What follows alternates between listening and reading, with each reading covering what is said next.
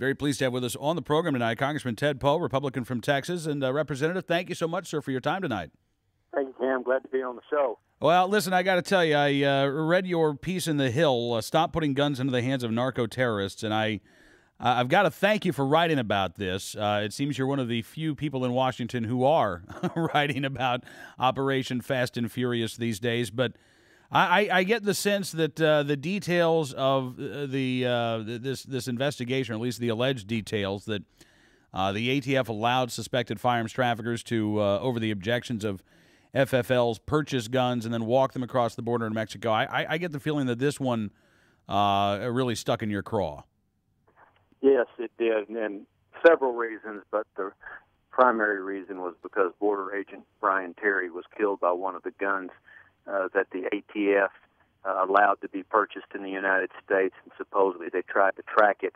The next thing you know, two of those guns bought in the United States in January of 2010 ended up in that shootout where Brian Terry was killed.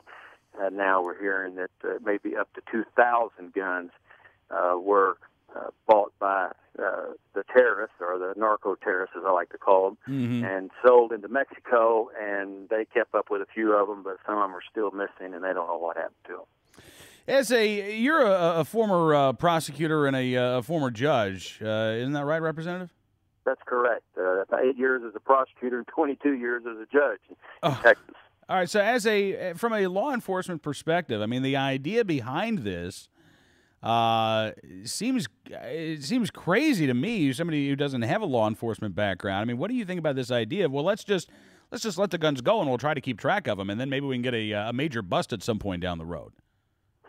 Well, it's ludicrous to me, the whole premise of putting weapons purposely in the hands of the drug cartels and hoping to catch one of the ringleaders in possession of one of those guns in Mexico is a phenomenal concept that obviously, in my opinion, has not worked. It has concerns me because we're forcing legitimized gun dealers. When a person comes in, they know they should not sell the gun to. The ATF is really forcing them to sell the gun to the person who will then sell it in Mexico, and where that gun goes, no one knows. The whole premise of this sting operation makes no sense to me. Putting more guns in Mexico and hoping to catch somebody hadn't worked. DHS Secretary Janet Napolitano said a few weeks ago before the Senate Judiciary Committee that she wasn't aware of this, that this was a DOJ operation. Eric Holder has now said, I wasn't aware of this, but we want the Inspector General at DOJ to look into this. President Obama told Univision, I didn't know about this. Nobody ever told me about this program. And yet we know, according to the reporting that CBS News has done, Representative, that this was an investigation that involved not only members of the ATF, but apparently the DOJ, the DEA, ICE, and several other agencies as well, including DHS.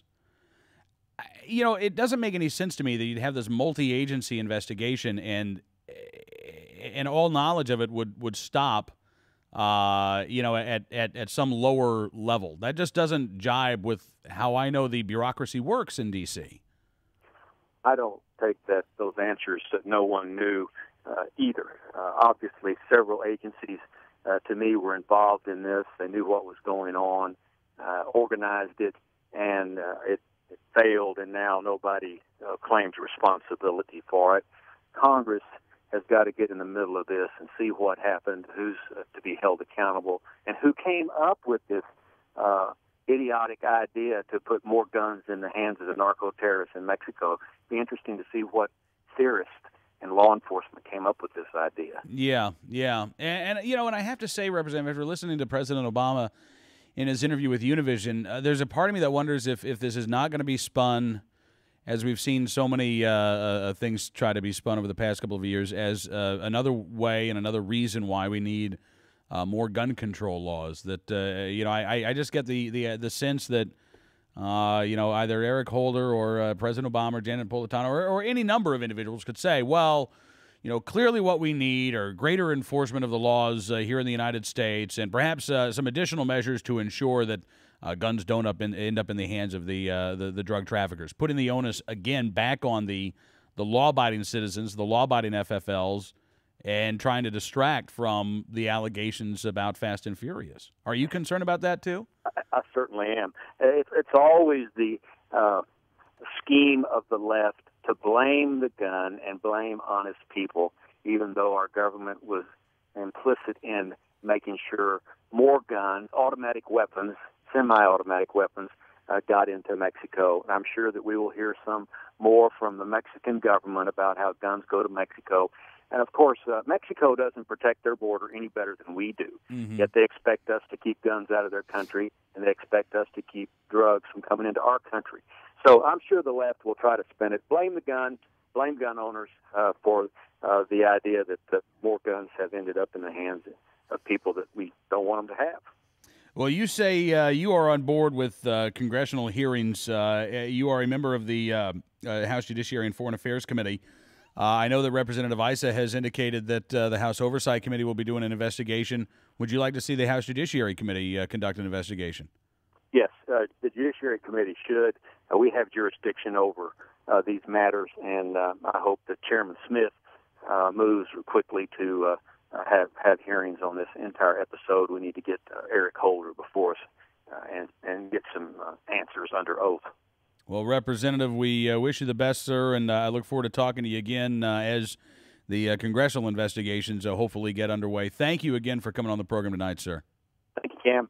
My pleasure. Congressman Ted Poe, Republican from Texas, joining us here tonight on Cam and Company.